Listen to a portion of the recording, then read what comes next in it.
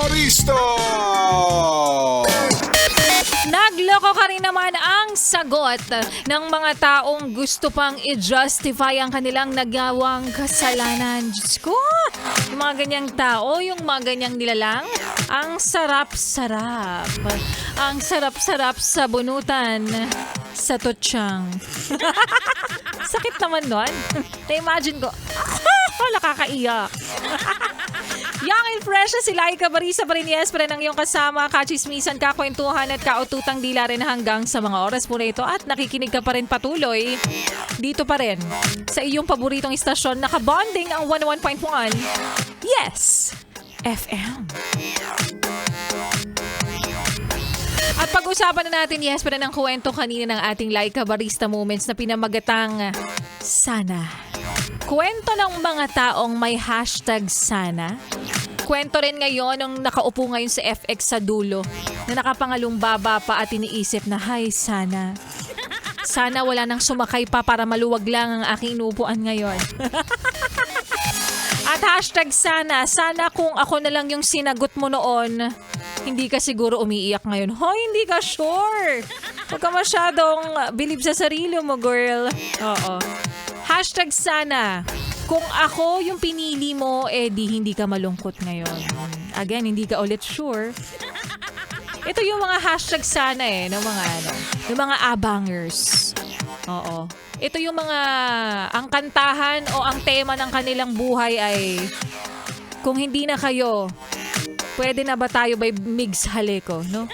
Kung hindi na kayo, pwede na ba tayo? Ganda ng kantang yun. Ma-play nga natin tomorrow yun.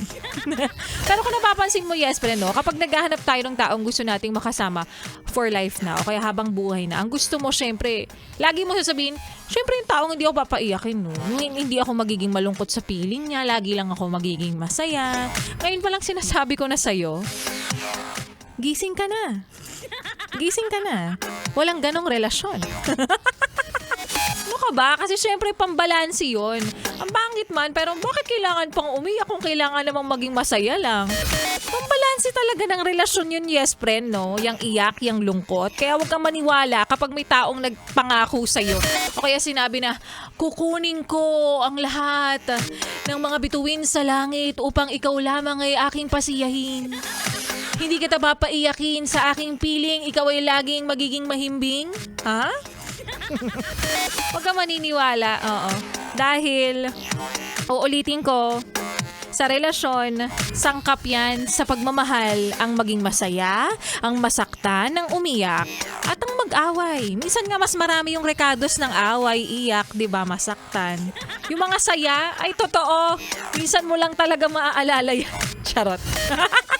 Di, ang importante naman, alam mo, piliin mo yung taong alam mong deserving para sa lungkot mo, sa iyak mo, sa saya mo. At higit sa lahat kapag nagkatampuhan kayo, hindi ka lang niya basta-basta susuyuin.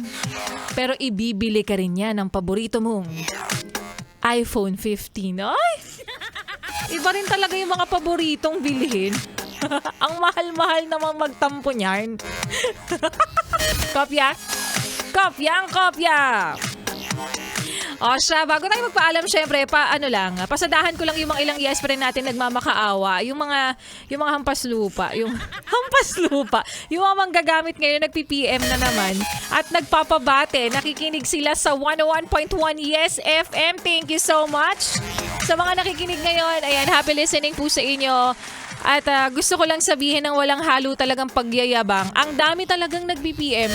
It feels like parang feeling ko talaga, road to number 1. Huy! Walang masamang mag-manifest.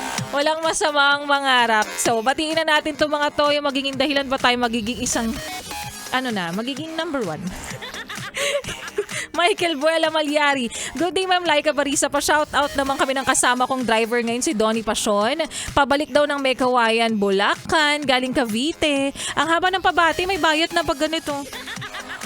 Ayan. Lagi nakikinig din sa atin to, of course. O ikaw din, mag-PM ka na sa Facebook fan page ko. Grab the opportunity habang libre pa. Hi, Laika Barista. Pwede bang paki-shoutout yung asawa kong si Randy Teodoro? Pag-isipan ko.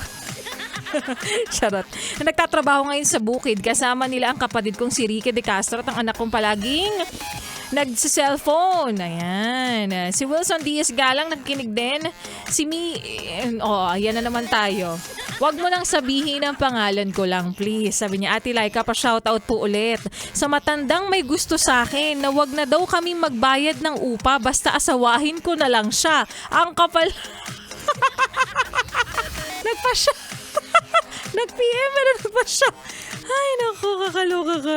Asawahin na lang daw. Shoutout sa kanya na magbabayad na lang kami kaysa maalala ko sa kanya yung tatay ko, yung lolo ko na patay na.